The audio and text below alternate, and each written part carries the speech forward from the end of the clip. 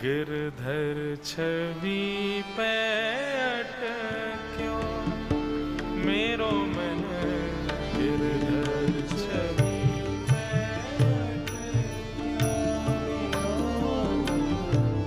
गिरधर छवि पे अटक्यो मेरो मन, गिरधर छवि पे अटक्यो मेरो मन, गिरधर छवि पे अटक्यो मेरो मन, गिरधर छवि पे अटक्यो।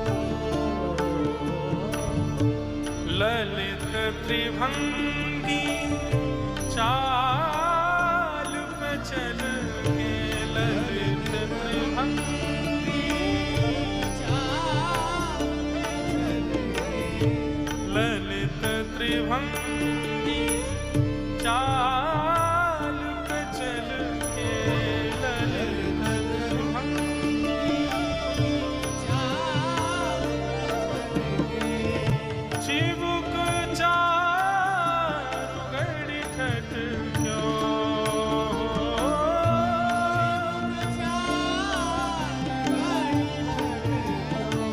मेरो मन, गिरधर छवि पे अटक्यो मेरो मन, गिरधर छवि पे अटक्यो। इतनी इस पद के पीछे इतनी सुंदर कथा है। कृष्णदास नाम के भक्त अष्ट सखाओं में महाराज जी, उनका स्वभाव था कि उनको कोई भी अच्छी वस्तु दिख जाती थी ना, तो उस अच्छी वस्तु को ठाकुर जी को अर्पित कर देते थे। जैसे मैं वस्त्र खरीदने जाऊं और मुझे कोई रंग भा जाए, कोई वस्त्र भा जाए, तो मैं तो सांसारी हूं, मैं कहूंगा ये मुझे अच्छा लग रहा है, पर कृष्णदास जी कहते ये मेरे लाल जी को भा गया है। पहले लाल जी को प्रसादी कराते, फिर पाते, फिर ग्रहण करते। एक बार आगरा में सब्जी खरीदने गए, ये और था कृष्णदास जी का। मंदिर में रसोई बननी होती थी, रसोई के लिए सब्जियां खरीदने वहां जाते थे जिस नगर में ताजी मिले, चाहे वो 100 किलोमीटर दूर हो। बैलगाड़ी से जाते और इतनी खरीद के लाते कि ठाकुर जी की सेवा में जाएगी। कृष्णदास जी के बड़े प्रसंग आते हैं ऐसे। तो वहां सब्जी खरीद रहे थे और खरीदते खरीदते उनको सुंदर स्वर सुनाई देने लगा। कोई स्वर कोकिला बड़ा सुंदर गा रही है, मंत्र मुग्ध कर रही है। कृष्णदास जी के चरण रुक गए, आगे बढ़ नहीं पा रहे हैं, वहीं खड़े हो गए और दिशाओं में देखने लगे ये कहां से स्वर आ रहा है। और उस स्वर के पीछे पीछे पीछे गली मोहल्लों में कूचों में घूमते घूमते पहुंचे, तभी देखा एक महफिल जमी थी। चारों ओर संसारी लोग मसनदों से टिक करके बैठे थे और बीच में एक नगर अप्सरा, एक नगर वैश्या, वो उनको रिझाने के लिए, लुभाने के लिए गा रही थी। उस नगर वैश्या के रूप को देख करके, उसके गायन को देख करके, उसके नृत्य को देख करके कृष्णदास जी बोले ये नगर वैश्या नहीं है, ये भले ही अपने पेशे से नगर वैश्या हो, पर एक वैष्णव की चित्त वृत्ति यदि इसके स्वर में गई है तो इसका मतलब है कि ठाकुर जी इसको स्वीकार कर चुके हैं और ये संसार को रिझा रही है अपने स्वर से। यदि इस स्वर से ठाकुर जी को रिझाए तो कितना बड़ा कल्याण हो जाएगा इसका। कृष्णदास जी वहीं खड़े रहे, देखते रहे क्या चल रहा है यहाँ। तभी कृष्णदास जी ने देखा कि जो व्यक्ति नोट उछाले उसके ऊपर, वो उसी के पास जाती है, और जो ज्यादा रुपया देवे उसके पास ज्यादा जल्दी जाती है। अब उस समय पर तो ज्यादा रुपए होते नहीं थे, सोने की मोहर होती थी। एक सोने की मोहर, 2 सोने की मोहर, इससे ज्यादा कोई कौन दे सकता है। कृष्णदास जी ने अपनी पोटली में हाथ डाली, 100 सोने की मोहरें, और 100 सोने की मोहरें ऐसे हिला करके, बजा करके उस वैश्या को दिखाई। वैश्या ने तो सबको बाहर कर दिया वहां से, बोले कि अब किसी की आवश्यकता नहीं है, मेरा तो कितने दिन का कोटा पूरा हो जाएगा। कृष्णदास जी से कहने लगी क्या सेवा कर सकती हूं मैं आपकी। बोले मेरी सेवा नहीं करनी, मैं तो दास हूं। मेरे स्वामी उनकी सेवा के लिए मैं तुमको ले जाना चाहता हूं। बोले आप दास हो? बोले जी। और ये पैसा किसका है? बोले कि सब स्वामी ने दिया मुझे, और तुम चलो, तुम चल के उनकी सेवा करो, तुम उनकी सेवा करोगे, वो प्रसन्न हो गए ना तो तुमको इतना देंगे, इतना देंगे, इतना देंगे कि संसार में कोई नहीं दे सकता, इतना देंगे। मेरे स्वामी लक्ष्मीपति हैं। वैश्या को लगा कोई सेठ जी होंगे।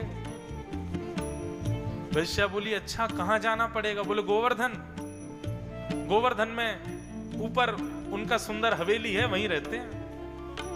वैश्या बोली इतनी दूर? बोले तो 100 सोने की मोहर भी तो कभी जीवन में मिली इतनी? बोले आज तक मेरे पास 100 सोने की मोहर इकट्ठी नहीं हुई, एक बार में मिल गई है। बोले इससे ज्यादा देगा मेरा स्वामी, चलो।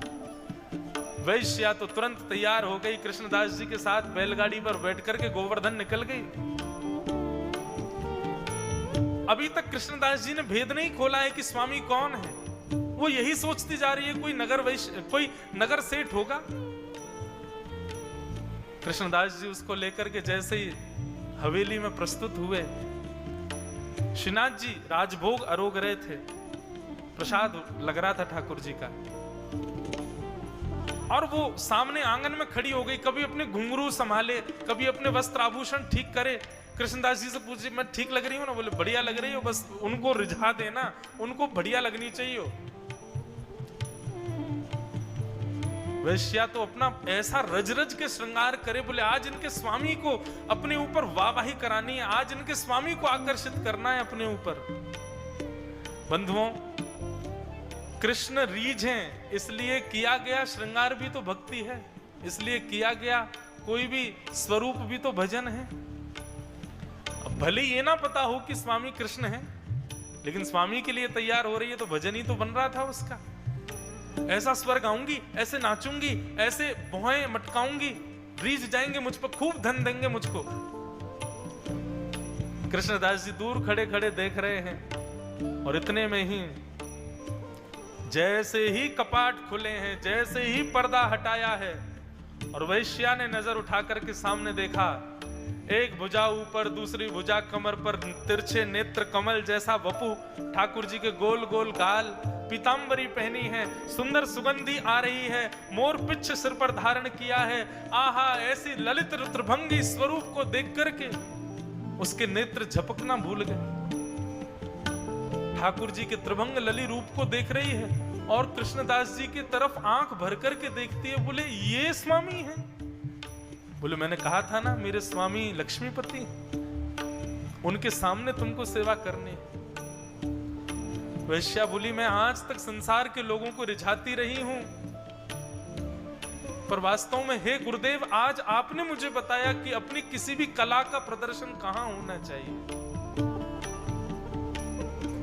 और अब पैर चल तो नहीं रहे हैं, कंठ अवरुद्ध हो गया है वैश्या का।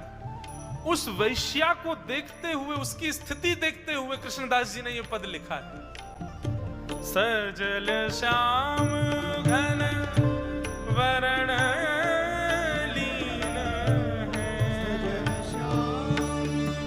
घनश्याम ने जिसका वर्ण कर लिया है,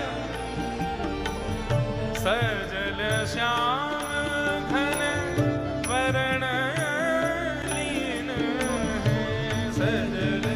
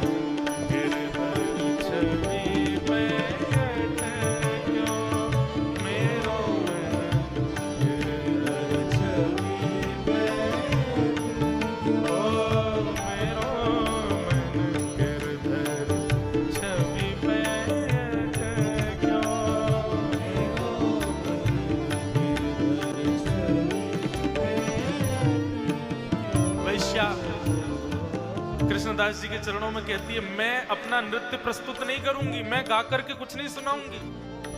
कृष्णदास जी बोले क्यों?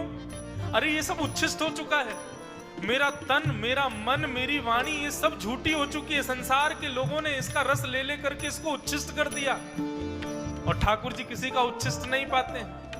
मैं उच्छिष्ट हूं, ठाकुर जी की अधिकारिणी नहीं हूं मैं, लेकिन मैं फिर भी ठाकुर जी को समर्पित होना चाहती हूं। गुरुदेव मुझे बताओ ना मैं क्या करूं? कृष्णदास जी बोले मेरी बात ध्यान से सुनना। कृष्णदास किए प्राण न्योछावर,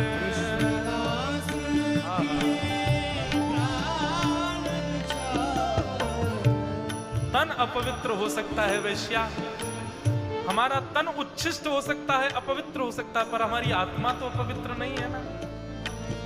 अगर मिलना चाहती हो, ठाकुर जी को अर्पित होना चाहती हो, तो कोई शरीर से पूरा जीवन अर्पित कर देता है, तुम अपने प्राणों को ही अर्पित कर दो उनको। कृष्णदास की प्राण न्योछावर,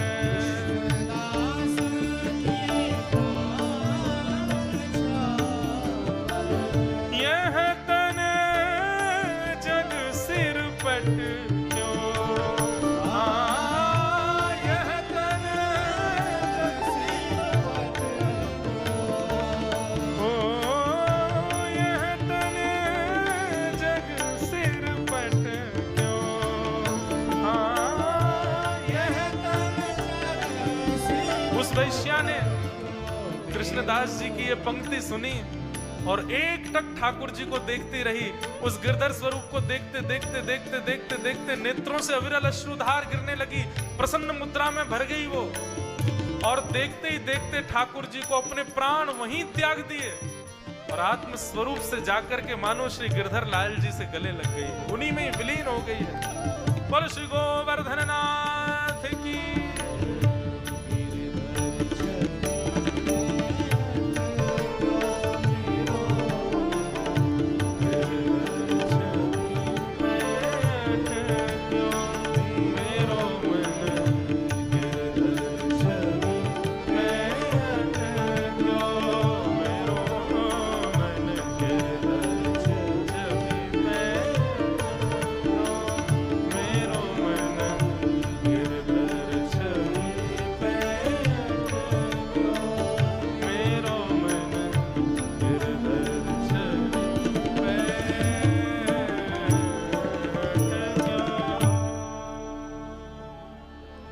गिरिराज धरण की, प्यारे गिरधर लाल की।